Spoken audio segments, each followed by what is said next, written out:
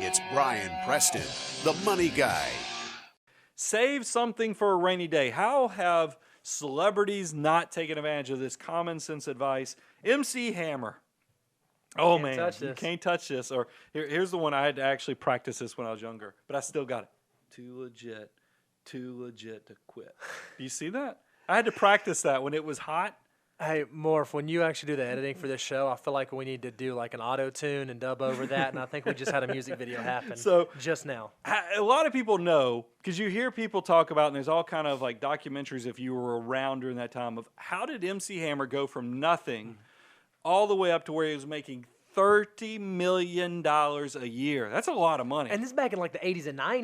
Yeah, $30 million a year. I actually found an article that detailed what he spent his money on. I've been curious about that. Now I knew, because I'd watched another of those documentaries, that he had a gold toilet.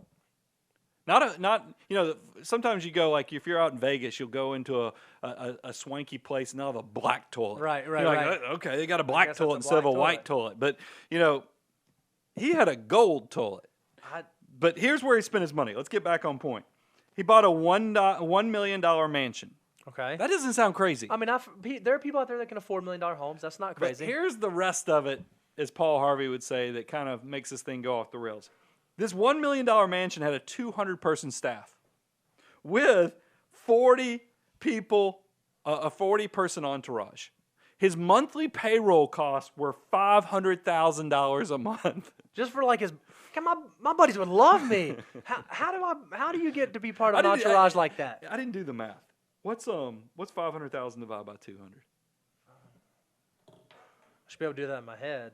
What's that? He's not paying a ton, is he? 500,000 divided by 200. It's 2,500.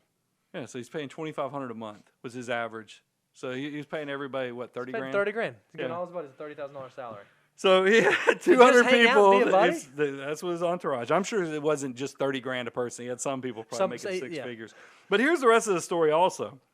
In addition to his $1 million mansion, which seems reasonable when you have 30 million, and his 200-person staff, he put $30 million in the renovation of the $1 million mansion. Oh, $30 million into...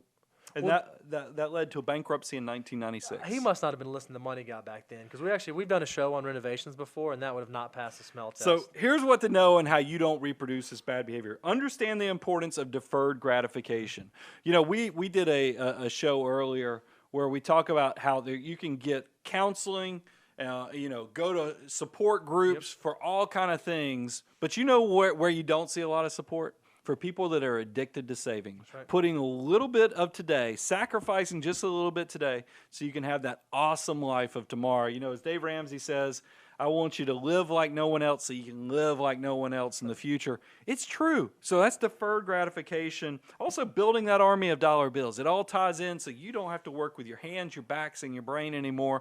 You can now let your money do the work for you. Yep. And then the last thing, because I love this show, if you haven't watched this, go and do a search on our website. Go to moneyguy.com and do a search for financial order of operations on our archives. It's really going to hook you up on knowing where every dollar of your money should go so it has a plan of action. Let's move on to the next one. Failure to plan and pretending you will live forever. Yeah, I find this one so sad. And I feel like this is one, when you read articles, you hear the most about this one. I mean, a lot of the other ones you kind of hear about, but... MC Hammer could probably still go do like birthday parties or something like that. No, he's actually doing okay now. Well, I'm just saying back then he probably could have done. I'd let him do my birthday party. That's all I'm saying. I'd let him come. But this one is kind of sad because this one has like some long-lasting implications and just it gets really ugly. I feel a lot of chaos probably because think about it. Here's the two examples I had. Prince and Aretha Franklin both died without wills. Yeah. And that's surprising to me because both of them have complicated estates. I mean, when you have intellectual property that's essentially going on for well past your life. There's a library that Prince was supposedly a very prolific songwriter. That stuff's going to live on for years. They're going to be coming out with new, releases and things like that. And not to have a will just complicates things tremendously. So here's what to know is take care of the loved ones. If you have anybody that you need to just speak when you can't speak for yourself. Have those wills, have those estate documents, especially if you have children. That's right. Lord help you if you don't if you want the state doesn't do anything well. So you want the state picking out who takes care of your kids? I don't think so. So make sure you have the wills and estate documents. And then I would even encourage you, this also matters when you have like big life changes. Maybe you go through a divorce, or actually have this with a client. Maybe the people who you said you want to be the guardians of your children, if something were to happen to you, maybe they go through a divorce. Or maybe you had a parent list an executor and they pass away or they can't do it. It just makes sense to keep that stuff updated because you want your wishes to be reflected. And you want them to be accurate when they need to be accurate. And then also pay attention to life insurance, to repay debt, to replace income. You know, we like term insurance, especially while you're in those accumulation years, because with term insurance, it's cheap. You're basically just buying access to the protection and not doing this, you know, supposedly investment. Right. You know, it's one of those things. We've done episodes on that, so go check it out through our archives if you need to go deeper.